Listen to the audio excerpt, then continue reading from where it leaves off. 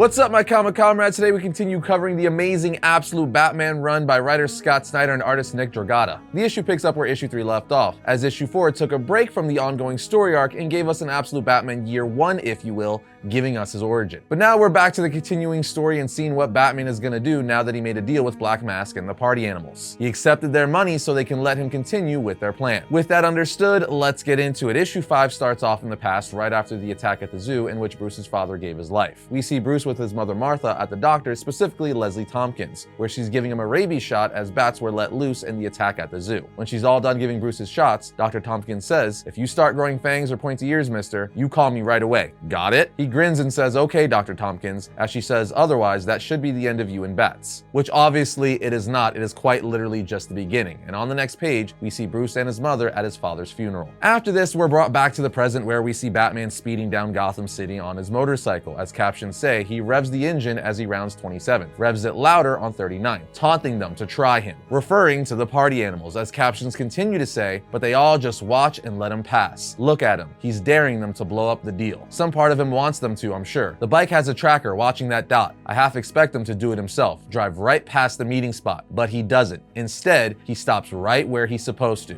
and goes into the building. As we see, these captions are from Alfred, who's watching and tracking Batman. Alfred says, "My handler calls just then. They have what they need." He says I should leave now. I tell him I'm leaving, but stay right where I am. Elsewhere, we see Martha holding some Gordon for Mayor signs asking Jim if he's ready. He says, "Look, Mar, I just want to say I'm sorry that..." She interrupts saying, "No, we haven't lost yet." He responds, "You saw the news. He has Harvey. I just didn't see that one coming." Stings. She says, "You remember how we met?" He tells her, "You mean when I arrested you? You were carrying a sign then too." She tells him, "The sign you broke?" He tells her, "It was an accident. It wouldn't fit into the trunk." With her saying, "And the whole way to the station, I laid into you, but when we got to Central, instead of booking me, you let me go, even gave me money for a new sign." She continues to say, "My point is, yes, most times Gotham's people surprise you in awful ways, but sometimes, once in a blue moon, they surprise you in good ones too. Now get your old ass up." Gordon replies, "So you know when I said I'm sorry, I wasn't talking about the election. I was talking about the zoo, the memorial light. I'm sorry they're not lighting it this year because of all this crap. When you see Bruce, tell him I said so. Please, because that's what really stinks." We're then brought back to the day of Thomas Wayne's funeral where Jim talks to Bruce saying, "Look, I'm not much good at this, but I just wanted to say, I've seen a lot of brave actions in my life, but I haven't known many brave people. Your dad, he was one. He sort of shone with it. I see that when I look at you too. I'll let you go now, but also I wanted you to know they're going to tear down the zoo, okay?" Bruce asks, "What are they going to put there?" Jim tells him, "I don't know, something practical, I'm sure. But you won't have to look at it ever again. It'll be gone for good, okay?" On the next page, we get more captions from Alfred saying, "Here we go. A few more moments, and this fever dream will be over. And Batman will be something lasting, applicable." As remember, in issue 3, Batman took the Black Mask's deal, taking a large sum of money in order for Batman to kind of turn the other cheek while Black Mask and the Party Animals finish up what they're doing in Gotham. Essentially, the Black Mask was like, "Look, you can't really stop this, so take a large chunk of money. Look the other way. Let me finish my job, and then when I leave, you'll have the resources to continue your war on crime,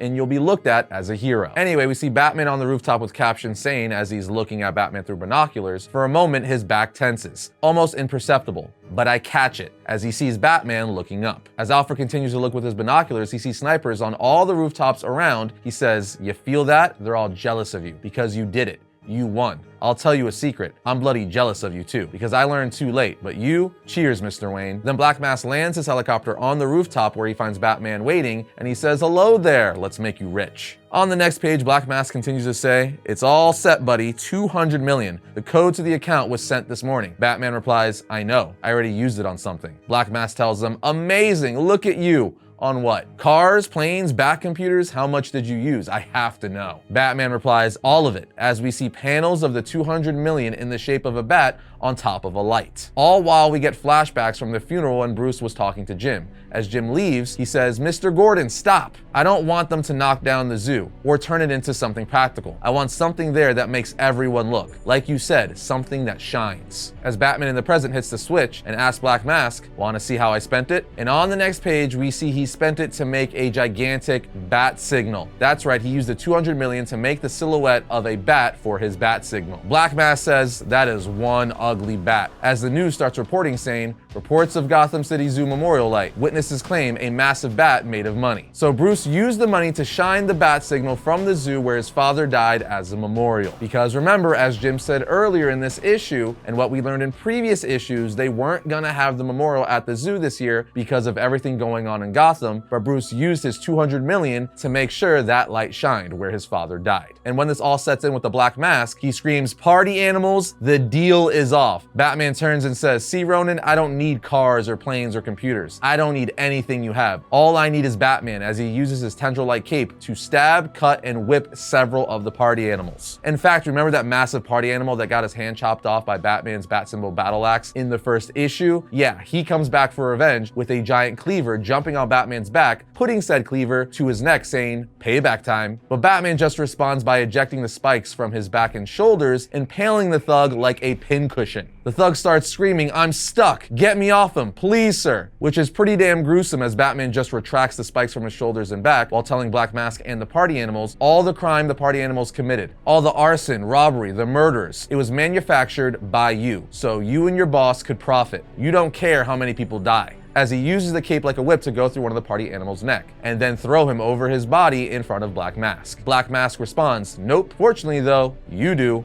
Fire." As Black Mask orders his snipers on the rooftops to shoot his men on the ground. Batman is all like, "What are you doing? Everyone, get down," as he uses his cape to try to save Black Mask's own men. Black Mask then says, "Now while you're playing Angel, net him," as he captures Batman in the net. Black Mask says, "Man, you had it too, all right there, that ticket to the big party. All you had to do was reach out and grab it," as he grabs Black Mask's pant leg through the net, pulling him towards him. But Black Mask is pretty skilled as well, and Batman is immobilized for the most part, so he grabs Batman's arm and breaks it. As he says, "Now, what do you have?" Batman responds, "I have just what I wanted. Everything you set up here, everything you confess to, it's already at every news station in Gotham," as he reveals he had a camera on his cowl the whole time. Black Mask then gets down to Batman's level and says, "My God, you actually think you achieved something here, don't you?" Black Mask's henchwoman then pulls one of Batman's ears out of his cowl, revealing the knife he has hidden in there, and starts stabbing Batman with it. Black Mask tells Batman he believes that burning the cash exposing the truth is going to inspire them. He thinks he's the hero, but he says, "I hate to tell you, pal, you're not even the main character, right, kiddo?" As we see another one of his henchmen use a flamethrower on Batman. Luckily, his bat suit seems to be mostly fire resistant, but as he's trapped there burning, another henchman takes Batman's retractable bow staff that connects to his bat symbol to make a battle axe, at which point the henchman connects it to his bat symbol, forming the battle axe, and then swings it at Batman, knocking him off the building, sending him on a free fall to the street below. However, Batman's able to make a makeshift parachute with his cape before landing on top of a car. But at this point, the GCPD is all over his butt as they start lighting him up, with Barbara Gordon arriving on the scene, hitting Batman with her squad car, at which point she gets out of her car saying, "Freeze. I said freeze, damn it, I will shoot." Batman, whose cowl has fallen off, is trying to hide his face and says, "Then do it. Go on," as he flees into the sewer, and Barbara's radio asks, "Any sign of him, Gordon?" She says, "No, none," as she watches Batman get away and stares at his cowl left on the street near the sewer. Then on the next page, we see Black Mask talking live on the news saying, "Hello, Gotham. My name is Roman. Here's a little bit about me. I grew up on a pig farm. Humble beginnings." He goes on to talk about his upbringing and how he knows what it feels like to come from nothing before finally saying, "Which brings me to now, this moment, because come on, we all feel it. The big guys, they killed the world long ago, and yet they keep us all slaving away with the promise it's all still alive. I mean, admit it, you can barely pay your bills while their money makes more money. You drag recycling to the curb while they ride in private jets that tear the sky apart. You struggle to hold this system together that does nothing for you. Do the right thing so they could do the wrong one. Why? I'll ask again. Why? We're then brought back to Bruce in one of his bat caves as he's sewing himself up and attached to IVs. Alfred then comes walking in saying, "Do you have any idea what you've done?" Bruce responds, "Yes, I tagged him, the tracker from the bike. I slipped it onto Black Mask when I grabbed him. Help me close some of these wounds." Alfred says, "Go to hell." Bruce tells him, "Don't you get it?" If I can, Alfred interrupts saying, "Oh, I get it. I was a field medic. I know about 100 ways to patch you up, but I'll never help you again. Goodbye, kid. And just know what's coming next is on your head." As Alfred walks out and Bruce is there alone contemplating. We then continue to hear Black Mask talking over the news while Martha and Jim find mysterious boxes all over the city. Black Mask continues to say, "Because all those ideals, those dreams you're toiling for, they're dead. Progress is dead. History is dead. Truth is dead. So how about we all just admit it's dead and relax so the pin can hit the sweet little spot. Let's all live in that one split second of ecstasy. feast on the giant scraps. And because Batman turned down his invite, I'm offering invitations to all of you. Hundreds of millions of dollars, all up for grabs. Welcome to the party, Gotham, as we and Jim and Martha see what's inside those boxes. It's party animal masks and rifles, as Jim and Martha look at people grabbing the stuff, putting it on like, oh crap. Yeah, the black mask is essentially equipping all of Gotham with the weapons they need to cause anarchy and take what they deserve, so to speak. But with that, the issue ends. Yeah, like I say each and every month, this series is phenomenal, and issue 6 next month is the finale of the first Absolute Batman arc. In fact, while I was at MegaCon, I was given the chance to moderate the Batman panel with Scott Snyder and Greg Capullo, which was amazing, by the way. But before the panel, I had a chance to chat with Scott Snyder, and he told me about a couple very awesome things happening in Absolute Batman issue 6 that you are not going to want to miss when it drops. Believe me, so make sure to add that to your pull list for March and set your notification for the Variant channel so we can talk all about it when the reveal hits. I'm telling you, it's pretty damn awesome. But what do you guys think so far? Are you guys loving this series? Let us know in the comments. Other than that, we'll see you next time when we talk about all things comics.